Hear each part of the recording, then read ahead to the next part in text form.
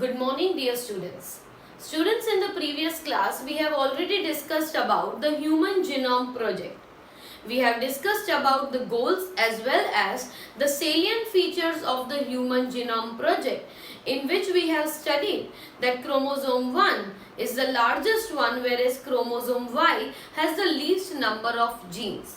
We have also discussed that about 99.9% of the genetic material is similar in all the individuals, all the humans, whereas hardly there are differences in the DNA sequence for 0.1%.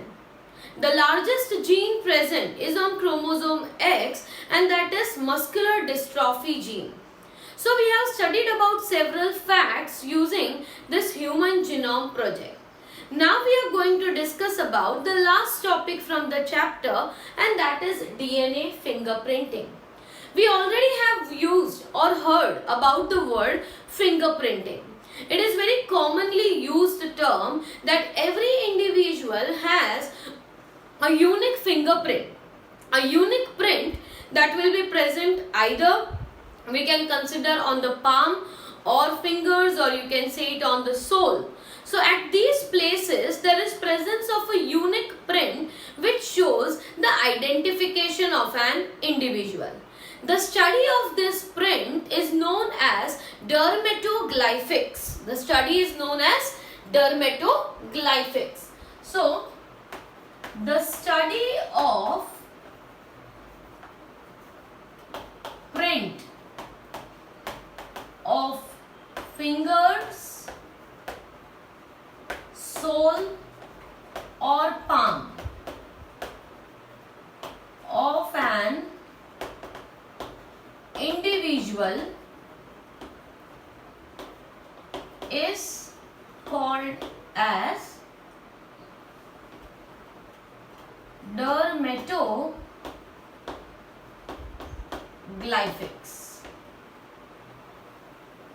So dermatoglyphics is an individual or researcher who studies the fingerprint, right, or you can say the unique print that is present either on the fingers, on the palm, or you can say it on the even on the sole. Even animal footprints are being studied in census to calculate the number of animals, right? So for that study is known as dermatoglyphics.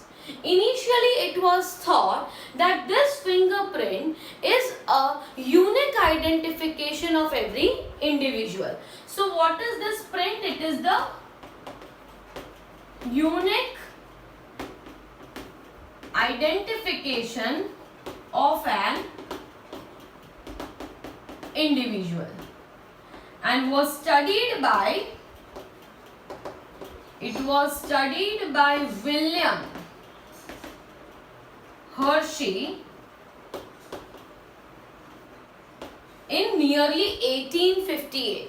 मतलब 1858 में William Hershey नाम के जो researcher थे, उन्होंने अलग अलग individual की फिंगरप्रिंट्स को स्टडी किया था, और ये फिंगरप्रिंट्स को स्टडी करके उन्होंने कंक्लूड किया that these fingerprints are unique identification of every person.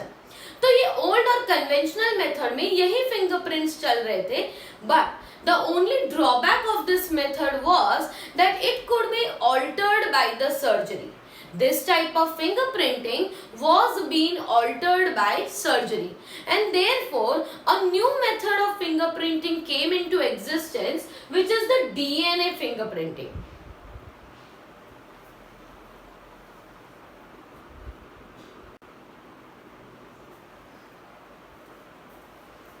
But this conventional fingerprinting was being altered, right? Was being altered by the surgery.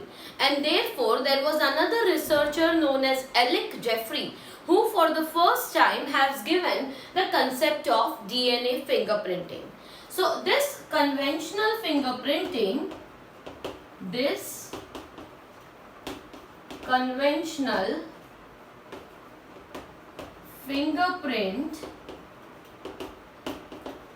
could be altered by surgery. The study of DNA fingerprinting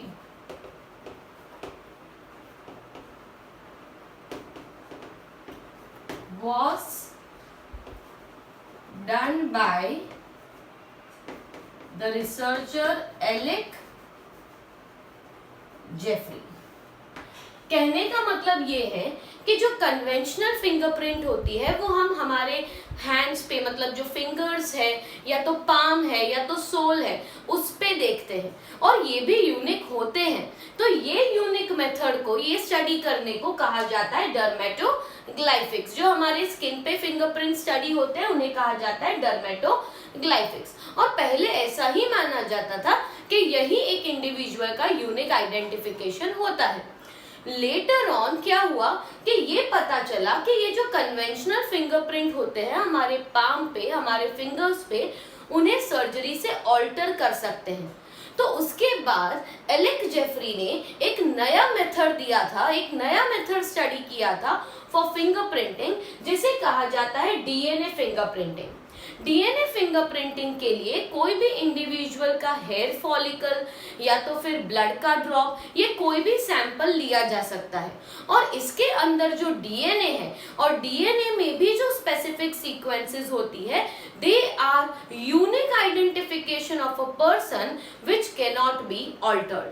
तो ऐसी sites जहाँ से हम samples ले सकते हैं, जैसे कि ब्लड सैंपल या तो फिर सीमेन सैंपल या हेयर फॉलिकल, इनमें जो डीएनए सीक्वेंसेस होती हैं, ये डीएनए सीक्वेंसेस एक इंडिविजुअल के लिए यूनिक होती है और उन्हें जब स्टडी किया जाता है तो that is the DNA fingerprinting which can not be altered by any means, right? So Alec Jeffrey has given the method of DNA fingerprinting. So according to this method, each individual has unique DNA sequences which are its identification, और ये sequences इतनी unique होती है that even they will be slightly varying, though they are inherited from parents only, but still they will be slightly varying in each individual. हर एक individual में ये थोड़ी बहुत अलग ही होती है और इसी की वजह से ये एक यूनिक आइडेंटिफिकेशन बन जाता है कोई भी इंडिविजुअल के लिए। तो आपने शायद टेलीविजन पे देखा होगा that DNA fingerprinting is used for solving some criminal issues. Criminal issues जैसे कि साइट पे कोई मर्डर है या रेप केस है तो उनमें कई बार सैंपल्स लिए जाते हैं और ये सैंपल्स को सस्पेक्ट के सैंपल्स के साथ कंपेयर किया जाता है by studying their DNA sequences और उसी के स्टडी के बेसिस पे ये कंक्लूड किया जा सकता है that whether the suspect is the one who has done the crime और not. Secondly, it is also used to solve the maternity and paternity issues, right? The issues in which it has been asked that the child belongs to whom, right? Whether the father of the child is the same or it is another person or such type of issues like maternity and paternity issues are being also solved using this technique of DNA fingerprinting. And moreover, the advantage is that कोई भी cell या tissue या organ कोई भी sample अगर मिल जाए तो उसमें डीएनए का ऑल्टरेशन पॉसिबल नहीं है, by any means DNA alteration possible नहीं है and therefore it will be giving a very proven results, right? उसके results जो होंगे वो 100% करेक्ट होंगे, इसीलिए डीएनए फिंगरप्रिंटिंग ज्यादा प्रिवेलेंट है in order to find out such और solve such cases। तो हम ये बात कर रहे हैं कि डीएनए फिंगरप्रिंटिंग जो एलेक जेफरीज ने दिया था उसके प्रिंसिपल की बात करते हैं। तो प्रिंसिपल में हमें ये चीज पता है that the data which we have with our already we have discussed is 99.9% of DNA sequences are same in all individuals, right? 99.9% DNA जो होता है वो हम सब में सिमिलर है। However, 0.1% of DNA sequence varies among the individual. तो हम सबका जो डीएनए है उसमें 99.9% डीएनए सेम होता है, सिर्फ 0.1% ऐसा डीएनए है जो हम सब में थोड़ा बहुत वेरी करता है, and that 0.1% DNA forms the unique sequences which will help out in solving such issues. तो ये डीएनए को जब डेंसिटी ग्रेडियंट सेंट्रीफ्यूगेशन से सेपरेट किया गया तो यहाँ पे हमें 2 कंपोनेंट्स मिलते हैं. So separation of DNA, separation of DNA using density gradient centrifugation is done to obtain 2 fragments.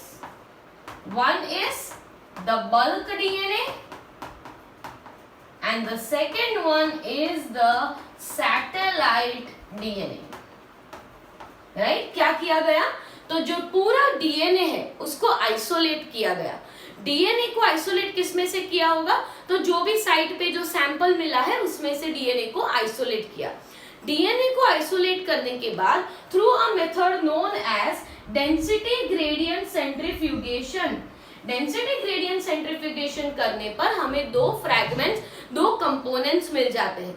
एक जो है वो है बल्क डीएनए, जो हमारा 99.9% डीएनए है, जो हम सब में सेम है, उसे कहा जाता है बल्क डीएनए. और बाकी का जो डीएनए है, जो 0.1% डीएनए है, उसे कहा जाता है सैटेलाइट डीएनए. और यहाँ पे सैटेलाइट डीएनए ही यूजफुल है for the process of DNA fingerprinting. अब ये जो सैटेलाइट डीएनए है that is of 2 types. Satellite में भी स्पेसिफिकली 2 तरह के होते हैं, that is satellite DNA is divided on into 2 types. 2 तरह का सैटेलाइट डीएनए है, and that is based on first length of the sequence. कौन से बेसिस पे?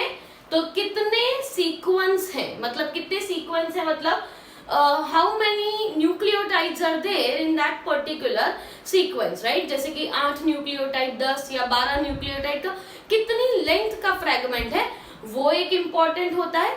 दूसरी चीज जो इंपॉर्टेंट है that is ATGC ratio, the number of adenine to thymine, guanine to cytosine ratio भी important है. And thirdly, copy number means number of times the sequence is repeated. Sequence is repeated. ये तीनों के basis पे satellite DNA को 2 types में divide किया गया है, that is mini satellite and micro satellite. Satellite DNA भी 2 तरह का हो गया, मिनी सैटेलाइट और माइक्रो सैटेलाइट. वापस समझिए, हमारा 99.9% डीएनए तो सेम है, तो उसे तो यूज करना ही नहीं है, जिसे हम कहते हैं बल्क डीएनए. बाकी का जो 0.1% डीएनए बचा, वो 0.1% डीएनए सैटेलाइट डीएनए है. अब ये सैटेलाइट डीएनए का मतलब ये होता है कि इनमें रिपीटेटिव डीएनए सीक्वेंस होती है. रिपीटेटिव मतलब क्या? तो मान लीजिए कि आपके पास सीक्वेंस है ATGCC. अब ये जो सीक्वेंस है वो आपके पहले क्रोमोसोम में कितनी बार रिपीट हुई, दूसरे में कितनी बार, तीसरे क्रोमोसोम में कितनी बार, ऐसा देखा जाता है that this sequence is repeated for how many times.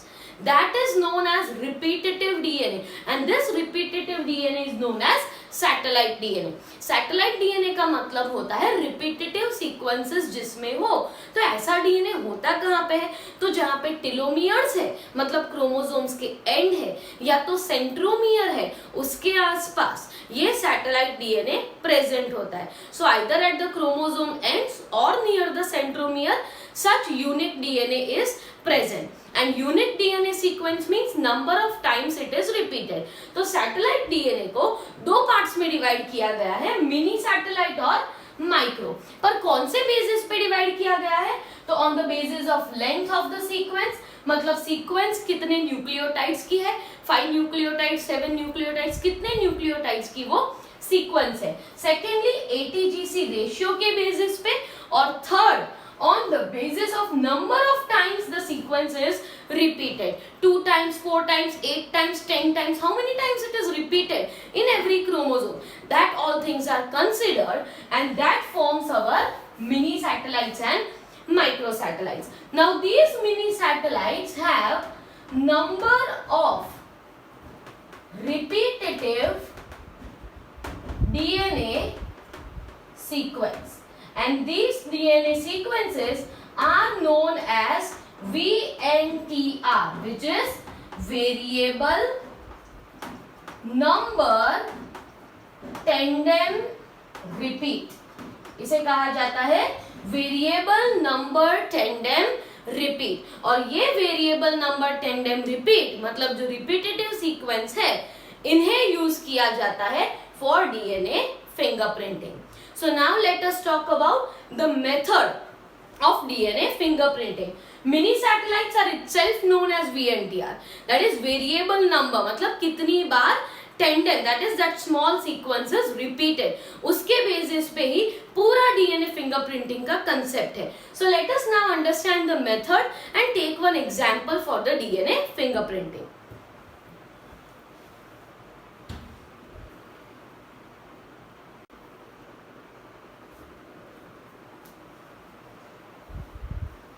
So method of DNA fingerprinting that we are going to discuss now.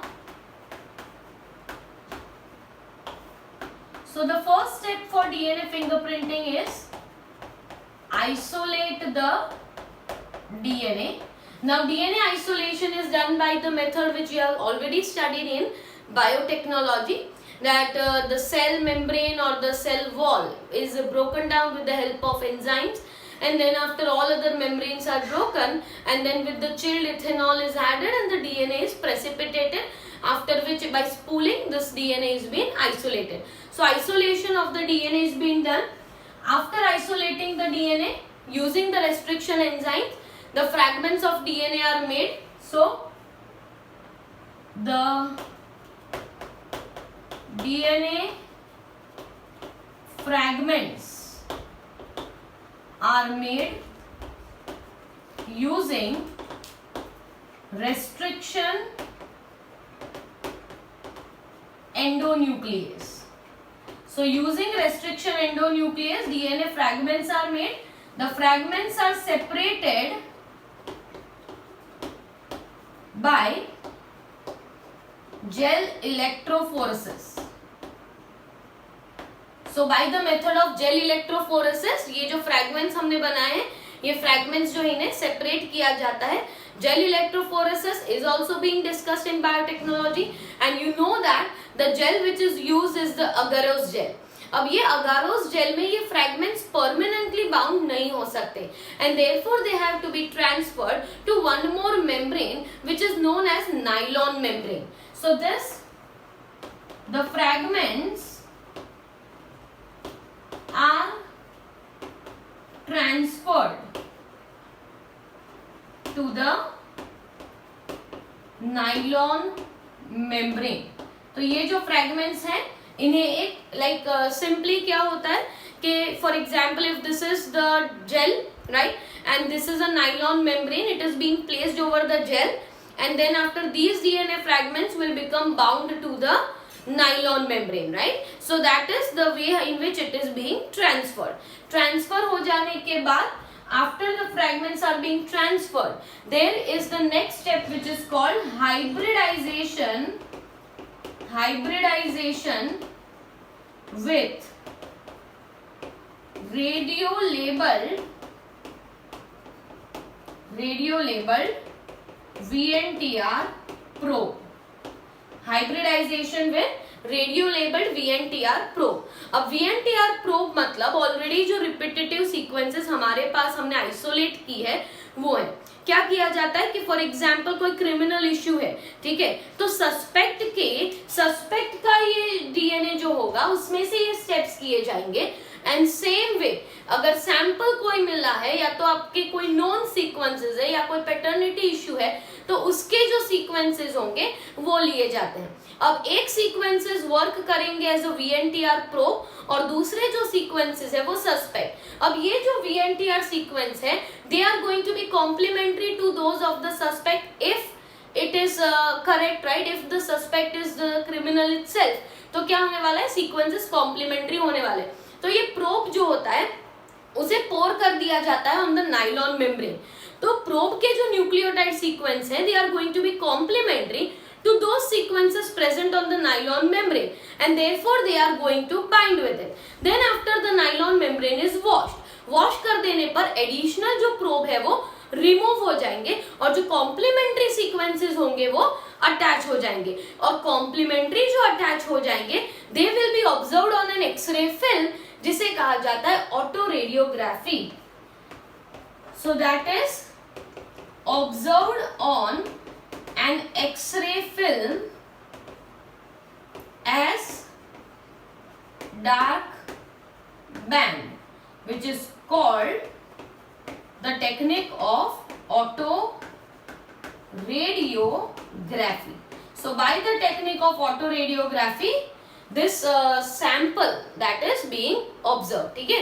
एक जो होता है वो सस्पेक्ट के होंगे सीक्वेंस और सेम VNTR जो है वो दूसरे जो इंडिविजुअल है जिसका आपको चाहिए कि कंपेयर करने के लिए जो चाहिए उसके सीक्वेंस होंगे। अब प्रोब जो होता है उसको पोर कर दिया जाता है किस पे, ऑन द नाइलॉन मेम्ब्रेन। तो प्रोब में जितनी कॉम्प्लीमेंट्री सीक्वेंस है वो जाके बाइंड हो जाएगी और बाइंड हो जाएगी तो जब उसे एक्सरे फिल्म में देखा जाएगा तो वो डार्क बैंड की तरह दिखेगा और वो डार्क बैंड जितने ज्यादा है that shows more similarity between the suspect and the sample that has been obtained on the site. तो ज्यादा similarity मतलब more are the chances for the sequences to match. More matching means the suspect जो आप सोच रहे हो that can be the criminal also. तो ऐसी टेक्निक यूज की जाती है पर इसके लिए हमें देखना पड़ेगा एक एग्जाम्पल से आपको ज्यादा पता चलेगा that actually how DNA fingerprinting will work. So मान लीजिए कि there are two individual A, this is just an example, okay, and there is another individual B. Individual A और B है, उनके ऑल 23 क्रोमोसोम्स होंगे। तो हम सारे ही क्रोमोसोम्स तो नहीं लिख रहे हैं, हम लिख रहे हैं सिर्फ क्रोमोसोम 1, ठीक है। तो क्रोमोसोम 1 होमोलोगस क्रोमोसोम होगा obviously, so it will be observed in the form of the pair, right. Same way for individual B also chromosome 1। अब क्या होगा दैट इन दिस क्रोमोसोम मान लीजिए हमारे पास जो सीक्वेंस है वो है ATGCC। अब ये सीक्वेंस क्रोमोसोम 1 में इंडिविजुअल A के पास मान लीजिए 5 टाइम्स है, ठीक है। तो 1 2 3 4 and 5, how many times it is repeated, 5 times it is repeated. और उसी का जो होमोलोगस क्रोमोसोम है उसमें ये रिपीट हो रहा है for 1 2 3 4 5 6 and 7 times. Same way individual B में भी वो सीक्वेंस है but it is repeating for just 2 times and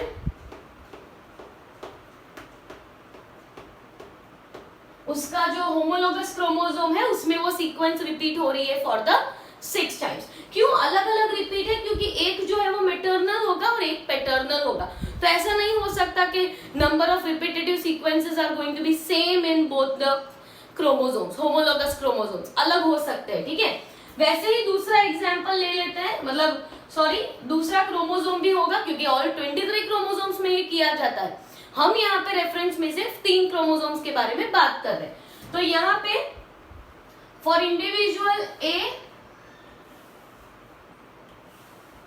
again we are drawing the homologous chromosome, right? So consider it is to be repeated for 3 times,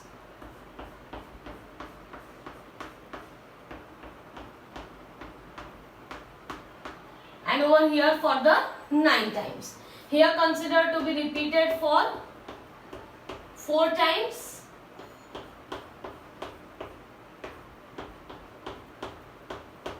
and this is repeated for 7 times. The third chromosome 3 में भी ये चीज देखी,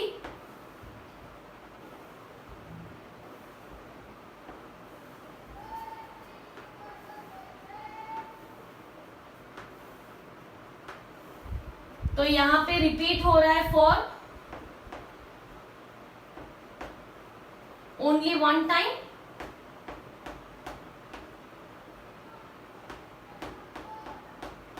and here it is repeated for 6 times.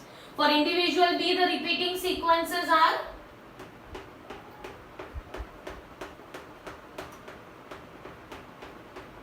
for 10 times and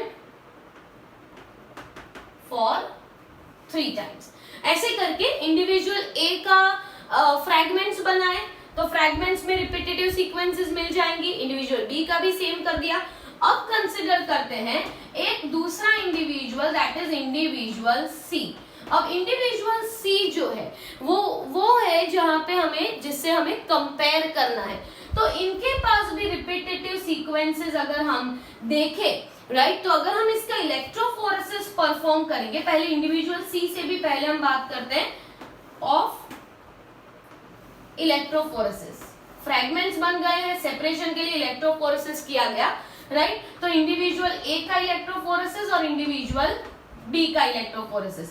तो 12, 11, 10, 9, 8, 7, 6, 5, 4, 3, 2, 1 ऐसे करके repetitive sequences कितनी होंगी वो हम देखेंगे.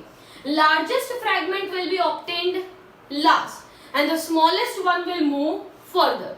ठीक है, तो अगर इंडिविजुअल A का लार्जेस्ट फ्रैगमेंट है तो वो है 9, राइट. तो हम यहाँ पे 9 पे एक लार्जेस्ट फ्रैगमेंट बना देते हैं, ऐसा सेपरेशन होगा. उसके बाद आ जाएगा 7. So at 7 we will make 1 more fragment, क्योंकि 7 रिपीटेटिव है तो ऑब्वियसली वेट ज्यादा होगा. फिर 7 के बाद आ जाएगा 6, तो ये बना दिया, 6 बना दिया. Then after there is 5 repetitive sequences वाला. उसके बाद हम बना देते हैं 3. So 1 with 3 and there is 1 individual chromosome 1 जो 3 है उसमें सिर्फ एक ही रिपीटेटिव सीक्वेंस है. एक रिपीटेटिव सीक्वेंस मतलब सबसे कम वेट है, इसलिए वो सबसे आगे भाग जाएगा, और जो जिसमें ज्यादा रिपीटेटिव सीक्वेंस है वो पीछे रह जाएगा. सिमिलरली हम बना देते हैं the same for individual B. उसमें सबसे largest fragment 10 times repetitive sequence का है. So this is 10, right. Then after there is 10 के बाद 7 वाला है, तो 7 पे बना देते हैं. Then after there is 1 with 6. There is 1 with 4. Four के लिए फिर आ जाता है 3,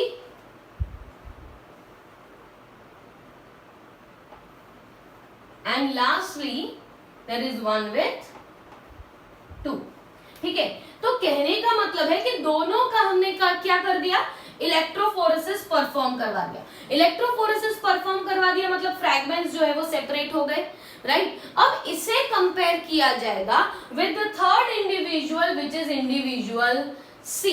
इंडिविजुअल C जो है उसके पास भी ऐसी ही कोई सीक्वेंस होंगी, right. That will work as what, that will work as the VNTR probe. Sequence C will work as a VNTR probe. उसको पोर किया जाएगा, तो इन दोनों में से किसी एक को तो कॉम्प्लीमेंट्री होगी, क्योंकि VNTR प्रोब कहां से लिया गया है, तो वो जो सस्पेक्ट है, राइट, जिसका हमें एक्सपेक्टेशन है, ये 2 इंडिविजुअल सस्पेक्ट है, पर थर्ड कौन सा है जिसका एग्जैक्ट प्रूफ हमारे पास है, राइट, जो इंडिविजुअल के साथ जो कुछ हुआ है उसका प्रूफ है हमारे पास, तो वो VNTR प्रोब को यहाँ पे पोर किया जाता है और देखा जाता है कि कितनी सीक्वेंसेस कॉम्प्लीमेंट्री है। If this C is having the sequences which are complementary to the B1, तो उसको माना जाता है कि individual B is the criminal at that site and individual A की सीक्वेंस के साथ अगर मैच हो तो इसे कंसिडर किया जाता है that individual A will be the criminal. मतलब VNTR प्रोब जो है वो लिया जाता है और 2 सस्पेक्ट लिए जाते हैं और फिर VNTR प्रोब ऐड किया जाता है। हाइब्रिडाइजेशन होने पर पता चल जाएगा ऑटो रेडियोग्राफी में कि किसकी सीक्वेंसेस ज्यादा मैच होती है, क्योंकि रिपीटेटिव सीक्वेंसेस सब में यूनिक है तो सबके पास ऐसी सेम तो होने नहीं वाली, राइट। तो अगर इन दोनों में से कोई क्रिमिनल है तो उसके सीक्वेंसेस इंडिविजुअल C की सीक्वेंसेस के साथ मैच होने वाली, और मैच होना मतलब क्या कि it has been proved that that particular individual will be the criminal in that case, right? So for that, DNA fingerprinting has applications in forensic science, finding the criminal at the sites, for murders, for rape cases, even for solving paternity issues. So here we complete our chapter with the last topic, that is DNA fingerprinting.